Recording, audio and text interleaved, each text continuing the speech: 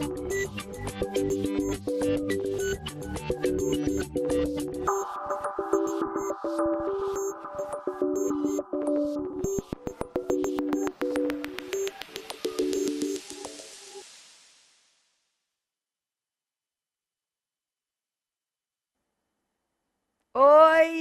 O que é excelência? Já começamos assim, né? Falando. Ó, o que é excelência? Gente, excelência é a palavrinha que a gestão pública encontrou para qualidade. Não é só a gestão pública, não. A gestão privada, a Fundação Nacional de Qualidade, ela estabelece o modelo de excelência. E o modelo de excelência significa você adotar um padrão de qualidade, tá certo? E aí a gente diz mais, eu só vou voltar para aqui para a questão. A excelência, gente, é uma medida que, quando alcançada, porque ela, na realidade, a excelência é um padrão de desempenho, ela leva ao que a gente chama de eficácia organizacional.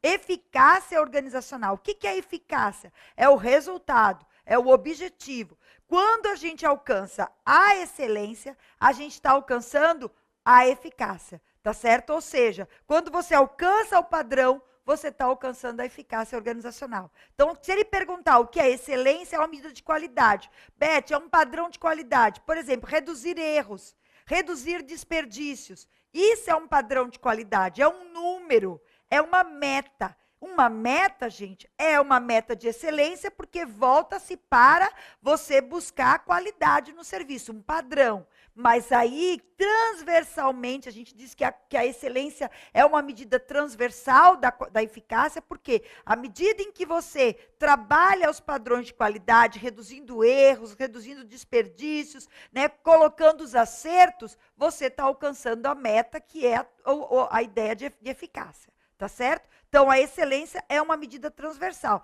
A gente falou da execução e execução. Aí você diz assim, Beth, tem mais alguma, né? Quando a gente fala, não. A gente diz que as medidas de esforço são economicidade, excelência e execução, e as medidas de resultado são eficiência, eficácia e efetividade. Ou seja, são os 6 Es que a gente chama, né? Os 6 Es da administração, né? Que aí a gente diz que 3 deles são medidas de esforço, e 3 são medidas de resultado. E aí a gente diz que o esforço das pessoas mais o resultado gera o desempenho que a gente quer alcançar, tá bom? Então, só de uma forma geral, mas no geral a gente fala que desempenho é resultado, nem se preocupe com isso, tá? É só um detalhamento aí do sentido das palavras, porque para a gente desempenho significa o esforço somado ao resultado, ou seja, o desempenho é a soma de tudo que você faz que leva ao teu desempenho, tá certo? Então, não adianta só resultado sem esforço. Quer dizer, o resultado, na realidade, é o resultado do esforço. E aí, isso leva ao teu desempenho. Eita, essa foi ótima, né? O resultado é o resultado do esforço, né? Que leva ao desempenho. Perfeito, né? Vamos lá. 19. Em relação às distinções entre eficiência e eficácia, assinale V para afirmativa verdadeira e F para afirmativa falsa. Vamos lá. Ser eficiente é entregar o que é pedido dentro do prazo solicitado. Ou seja, quando eu falei de prazo, eu estou falando de produtividade, não é isso? E eu falei para você, o custo e a produtividade é uma questão de eficiência. Aí tem mais. Ser eficiente é entregar o que é pedido, né? O que é pedido dentro do prazo solicitado, ou seja, é entregar o nosso produto dentro do prazo. Aí você diz assim, ô Beth, se não tivesse prazo, tivesse assim, ó, ser eficiente é entregar o que é pedido, ou seja, o resultado. Isso é ser eficiente? Eu diria não, isso é ser eficaz. Porque ser eficaz é entregar o que é pedido. Ponto final. Ou seja, você entregou, o resultado alcançou, você foi eficaz. Agora, você entregar o que é pedido no prazo ou no custo acertado, você está falando da dimensão da eficiência. Porque a dimensão da eficiência tem a ver com o prazo ou seja, com a produtividade, com o tempo que você leva e com o custo que você tem. E até porque o custo e a produtividade estão intimamente relacionados. Ou seja, se você tem um aumento no prazo, você tem um aumento no custo, consequentemente. Se você tem um aumento no custo, não necessariamente você pode ter um aumento no prazo. Mas se você tem um aumento no prazo, você tem um aumento no custo, tá bom? Então, vamos lá. Ser eficaz é entregar mesmo fora do prazo. Ser eficaz é entregar mesmo fora do prazo estipulado o que foi pedido. Ou seja, se você colocou correta a primeira, você vai colocar correta a segunda. Ou seja, ser eficaz é entregar. Qual é o prazo? Terminou? Terminou. Então, você foi eficaz. Ah, Beth, eu levei 2 meses para fazer a mais. Você não foi eficiente. Por quê? Porque o método que você usou provavelmente fez com que você atrasasse. Tá certo? Então, você não foi eficiente. Você não cumpriu o prazo e não cumpriu o custo. Agora, se você entregou, mesmo que não seja no prazo, você conseguiu ser eficaz. Porque você entregou o que tinha que entregar. Tá certo? Ter foco na eficácia é alcançar o objetivo. Sim, então, tá verdadeira, né? Ser eficaz é entregar, mesmo fora do prazo estipulado, o que foi pedido. Perfeito.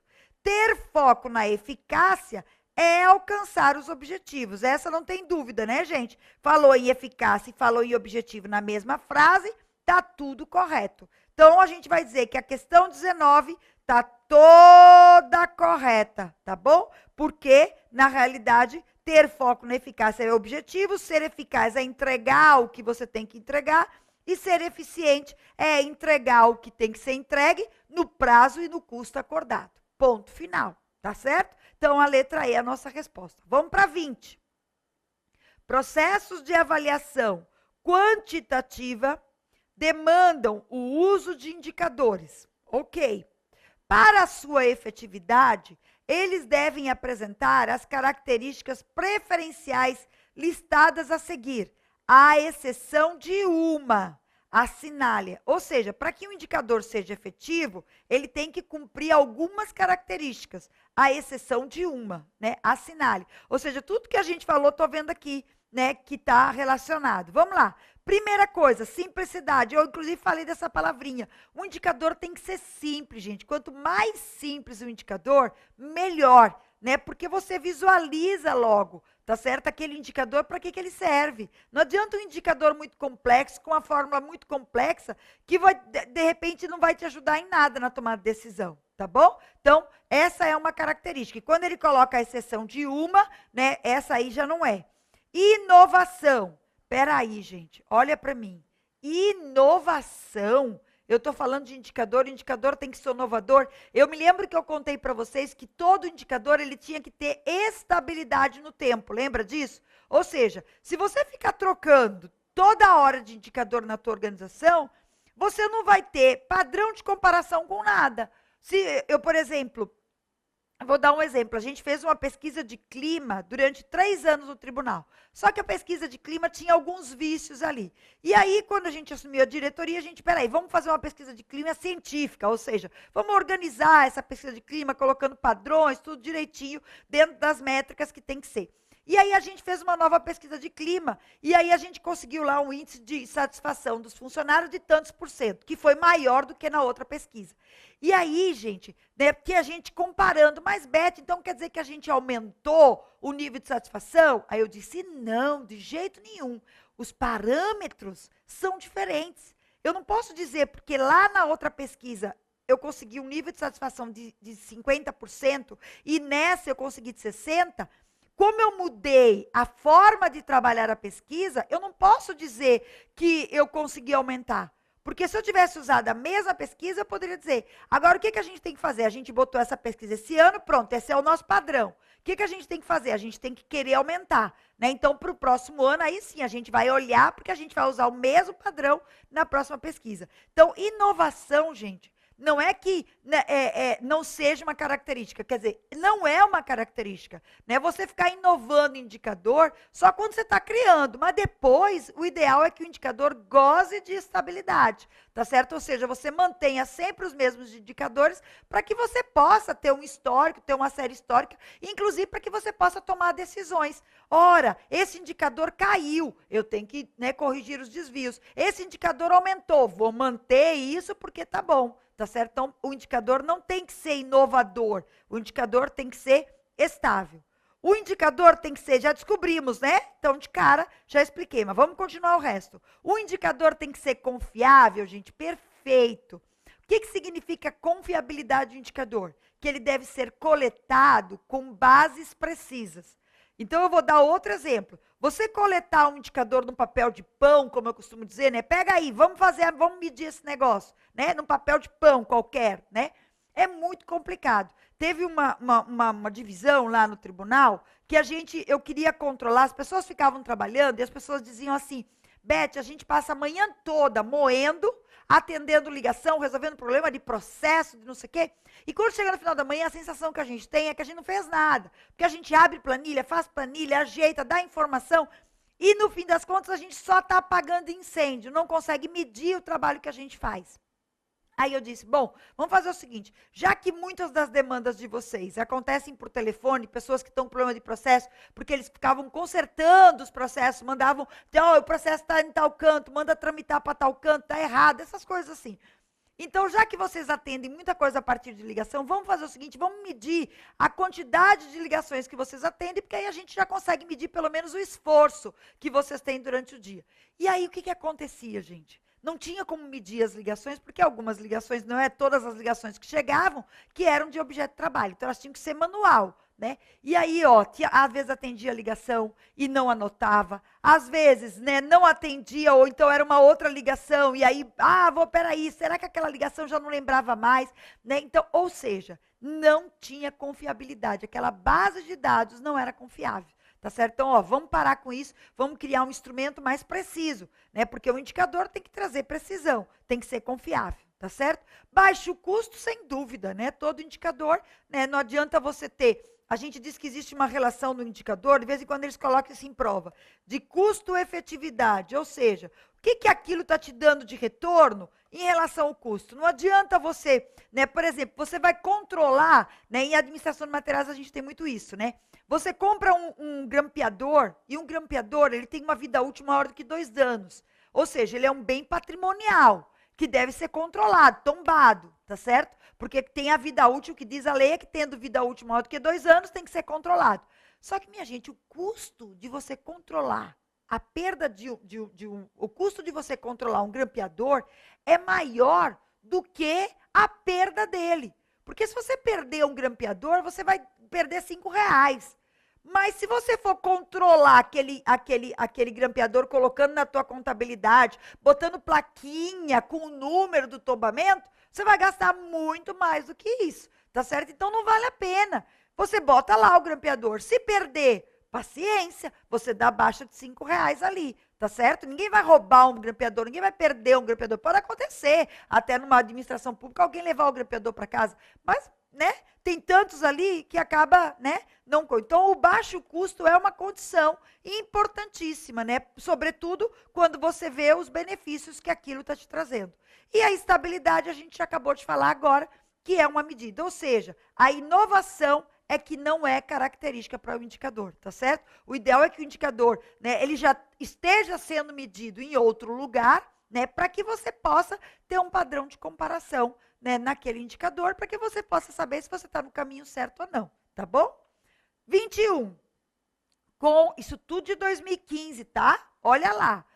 Com relação aos conceitos de eficiência, eficácia e efetividade, analise as afirmativas aqui a seguir, tá? Vamos lá. Eficiência é a medida relacional entre os resultados obtidos e os recursos utilizados. Gente, igualzinho que a tia Beth falou, não foi? Gostou da tia Beth? Igualzinho, tá? Resultados obtidos e recursos utilizados. Perfeito, corretíssimo, tá? 2.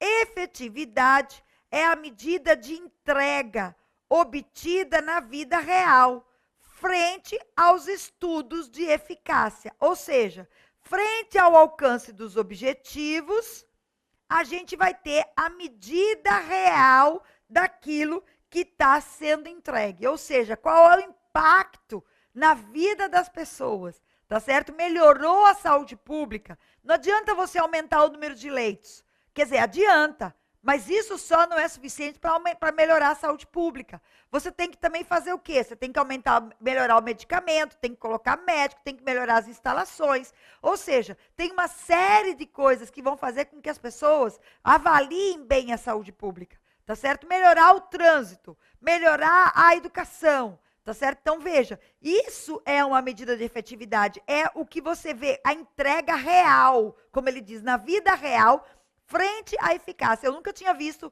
essa definição, achei linda. É a medida de entrega obtida na vida real, frente aos estudos da eficácia. Lindo, minha gente. Vê que inspiração esse cara teve, né? Ou seja, é aquilo que traz a vida real frente ao alcance do objetivo. Ou seja, é o resultado do objetivo, que eu disse agora há pouco. Né? Então, é quanto você tem, né, o resultado do alcance do objetivo, que é da eficácia. Perfeito, lindo, né? 3, vou colocar no meu livro isso, né?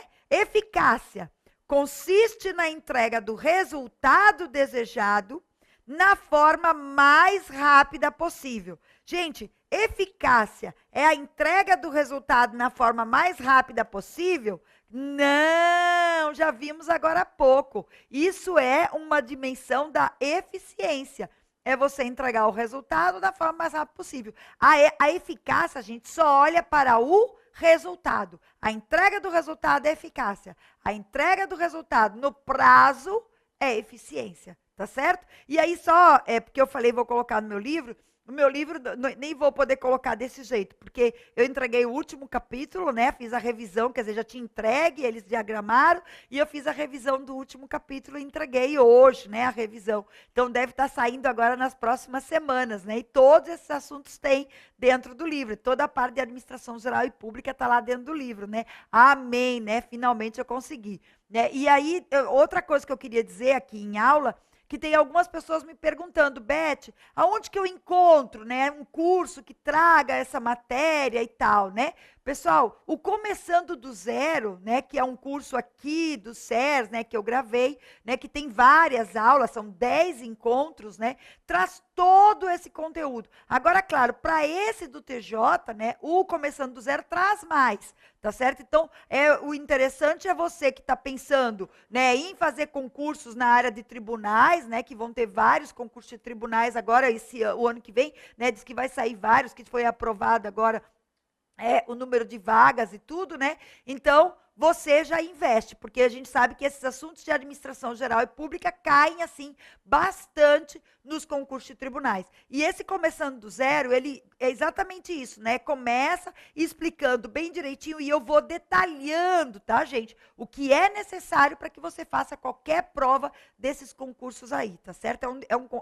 Além de detalhar, né, eu também falo das palavrinhas do bem, né, que são importantes para cada assunto. Por exemplo, esses conceitos de eficiência, eficácia e efetividade estão lá tranquilamente, né, colocados no curso, tá bom? Então, só para fechar, então a nossa terceira está errada, né? E aí a gente tem a 1 e a 2 correta, a letra D de dado para a nossa questão, ok? Vamos embora, tem mais uma, 2015. Vamos lá, TJ de Santa Catarina. 22, né? Isso provavelmente é o tipo de questão que a gente vai encontrar também, né? Uma empresa redefiniu sua estratégia de negócio, criou novas linhas de produtos e adotou novas tecnologias de produção. Para dar sustentação à estratégia, investiu fortemente em treinamento. A diretoria de recursos humanos precisa avaliar os resultados do treinamento e gostaria de fazer essa avaliação no nível organizacional e no nível de recursos humanos, tá certo? Então, ele quer avaliar no nível como um todo, ele quer avaliar o quê? Avaliar o resultado do treinamento no nível organizacional e no nível de recursos humanos. Então, vamos prestar atenção, né, para ver o que ele quer avaliar. serviram como indicadores de resultados do treinamento no nível organizacional e no nível de recursos humanos, respectivamente. E aí, eu vou voltar aqui, né? Essa aqui, no nível organizacional, no nível de recursos humanos, ele está repetindo mais ou menos aquela questão do nível organizacional e do nível de recursos humanos. E aí, vamos voltar para a mesma análise. Gente, vocês viram que a gente fez acho que foi uma das primeiras que a gente fez, né? E ele mudou só a ordem, eu acho, né? E mudou também a historinha, né? Só que essa foi do TJ de Santa Catarina e do outro acho que foi DPE, né? No mesmo ano, esse ano, né? Você diz, eita, Beth, era bom que tivesse outra desse ano, né? Ah, todo mundo está fazendo, né? Mas era bom que tivesse outra que a gente já sabe qual é a resposta, né? Mas vamos lá. No nível organizacional e no nível de recursos humanos. Essa está até mais fácil, porque está colocando no nível de recursos humanos, né? Letra A. Melhoria da imagem da empresa, a gente já viu que é no nível organizacional. E aumento da eficácia organizacional. Minha gente, isso aqui não é recursos humanos, tá certo? Isso não é recursos humanos. Isso é no nível organizacional também, aumento da eficácia organizacional. Quer? Ok? Melhoria da qualidade de vida no trabalho. Gente, melhoria da qualidade de vida no trabalho é no nível de recursos humanos, se a gente for olhar assim, né? Qualidade de vida é um lance de recursos humanos, né? Mas pode ser no nível organizacional, gente, a qualidade de vida de uma forma geral. Sim, mas aqui nesse caso ele não está falando detalhar, ele está falando no nível organizacional e em recursos humanos. Então, você tem que separar. Tá certo? O que é organizacional, o que é recursos humanos, tá bom? Então, vamos lá. Melhoria da qualidade de vida no trabalho. Isso é nível de recursos humanos. Redução do índice de acidentes no trabalho. Isso também é recursos humanos. Acidente do trabalho também é recursos humanos. E se você olhar no índice de acidentes de trabalho e melhoria da qualidade de vida, de uma forma geral, os dois são organizacionais. Ou seja, traz o todo, só que os dois são de recursos humanos. Então, também já não atende ao que a gente colocou lá. C. Redução do absenteísmo. Gente, absenteísmo também é uma métrica de RH, tá certo? E redução do índice de acidente de trabalho. Também é uma métrica de RH. Não obstante, pode trazer até conceitos abrangentes, mas são métricas de RH, tá bom? Então, ele pede no nível global, ele pede no nível organizacional. Ele não quer que você traga recursos humanos. É como a questão aqui da imagem da empresa. A imagem da empresa no nível organizacional, não é recursos humanos, certo? Melhoria do clima organizacional. Eu até falei, fizemos uma pesquisa de clima. Minha gente, clima organizacional é recursos humanos. Retorno dos investimentos em treinamento também é recursos humanos. E aí, a última resposta, né? Essa foi até fácil, foi até mais fácil que a outra.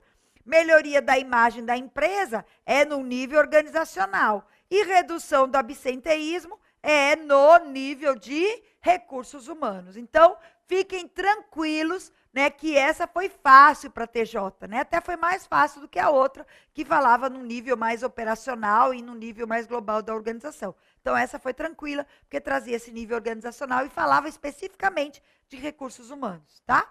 Vamos para 23. A diretoria de recursos humanos de uma empresa gostaria de adotar indicadores que permitissem a avaliação do desempenho dos processos sob a responsabilidade de sua área, também recursos humanos, né? A diretoria poderia adotar, entre outros indicadores, vamos lá. A diretoria de recursos humanos de uma empresa gostaria de adotar indicadores que permitissem a avaliação do desempenho dos processos sob responsabilidade de sua área, ou seja, os processos de RH, certo? E aí, quais os indicadores que ela poderia adotar para medir os processos de RH, né? Então, vamos só entender isso. O que são os processos de RH, né? A gente, no livro de Chiavenato, né, já entrando em RH, né? Já estamos entrando em RH. E no livro de Chiavenato, ele estabelece que, quer dizer, na verdade você pode ter vários autores tratando disso, né? Mas a gente vê que a FGV segue bastante Chiavenato e tal, né? Apesar de que a gente tem outros autores. Mas no geral, né? No geral, a gente tem 6 processos de RH, né? O processo de prover pessoas, suprir pessoas, que tem a ver com as atividades de planejamento, recrutamento e seleção. os processos de aplicar pessoas. Aplicar significa colocar as pessoas nos cargos certos, que aí a gente tem os processos de avaliação de desempenho, de descrição e análise de cargos, de análise de competências, que é a palavrinha do bem hoje que a gente fala, tá certo? Então, isso é para a gente aplicar pessoas, certo? No processo de recompensar, a gente tem as gratificações, a gente tem as recompensas de uma forma geral, né? A gente tem o salário, a gente pode até dizer isso, né? Porque são as recompensas que a gente tem, as recompensas tanto materiais quanto as recompensas sociais, ok? No processo de desenvolver, a gente tem as atividades de treinamento, de desenvolvimento, de educação, né? Que estão ligadas ao processo de desenvolver pessoas. No processo de manter pessoas, como é que eu mantenho as pessoas? Através das relações com os sindicatos, através dos programas de qualidade de vida, né, que a gente diz que são processos que mantêm as pessoas no nosso ambiente de trabalho. E através das ações de higiene e segurança no trabalho, que também estão ligadas, certo? E o último processo é o processo de monitorar pessoas, né? E a ideia do monitoramento não acontece, né? O gerente, ele lidera, né? O monitoramento significa você usar sistema de tecnologia da informação, né? O sistema de banco de dados, né? Sistema de banco de dados que permitam você estar monitorando, né? Então, aí você vai usar os SIGs, sistema Sistema de Informações Gerenciais. Ave Maria, tá dando uns brancos. O SIG, Sistema de Informações Gerenciais, que são sistemas que trazem informações gerenciais ligadas ao desempenho das pessoas, às pautas, às ausências, ou seja, são sistemas que servem para que o gestor tome decisões e são alimentados, né, ou são controlados pelo RH, tá certo? E são relativos às pessoas, tá? Então, são formas da gente trabalhar aí o que a gente chama de processos de RH. Aí voltando, né? Volto para a questão, que a gente já falou tanto que a gente esqueceu o que diz a questão. A diretora poderia adotar, entre outros indicadores, para a área dela de RH, para poder medir os processos de trabalho. E aí vamos lá. Tempo médio de preenchimento de vagas. Isso aqui é relacionado com RH, gente? É também relacionado com RH e é um processo de uma forma geral, ou seja, eu estou olhando o tempo médio que eu estou levando para preencher minhas vagas. Ou custo médio de preenchimento de vagas. Também estou vendo, né? Eu posso usar isso? Eu posso. Você vai dizer, Beth, tempo médio de preenchimento e custo médio de preenchimento é um indicador operacional? Mas é um indicador que pode ser usado, né, para você medir o desempenho daquele teu processo. Você está vendo de uma forma geral quanto tempo você leva para preencher a vaga e qual o custo você tem para preencher a vaga. Eu vejo isso como processo de RH. Vamos até analisar as outras questões para a gente ver se tem alguma coisa a ver ou se não tem questões de RH. Então, eu estou vendo que a letra A está corretíssima, né, que todos os assuntos são ligados a RH. Vamos ver a letra B. Índice de empregados com alto desempenho. Perfeito, gente. Isso é RH também, não tenha dúvida. Liquidez corrente. Opa! Liquidez corrente não tem nada a ver com a área de RH. É com a área contábil, ok? C. Horas de treinamento por empregado. Horas de treinamento por empregado é um indicador de RH. Agora, taxa de refúgio, gente, é um indicador da área de produção. Refúgios são coisas que você joga fora, né? Desperdícios, refúgios, né? Coisas que você jogou fora. Ou seja, isso é na área de produção que você está jogando coisas fora, tá bom? Rotatividade é de RH, mas rentabilidade não é de RH, é da área contábil ou da área financeira, certo? Letra E. Tempo médio de contratação. Perfeito, é da área de RH. Participação no mercado é da área de marketing, não é da área de RH. Então, de cara, a nossa resposta correta é letra A, porque só a letra A é que tem 2 indicadores de RH. Facílimo, não foi? Depois que a gente pegou o jeito, né? A primeira a gente estava mais assim, mas depois que a gente pegou o jeito e aí aprendeu a analisar, fica fácil da gente poder fazer, tá bom? E essa muito parecida também, né, com essas ideias aí, essas questões de recursos humanos, tá? Tranquilo? Tranquilíssimo. Vamos, tem mais, vamos embora. Focalizando-se a mudança cultural na administração pública, Destacam-se a emergência de valores gerenciais e o fenômeno resistência.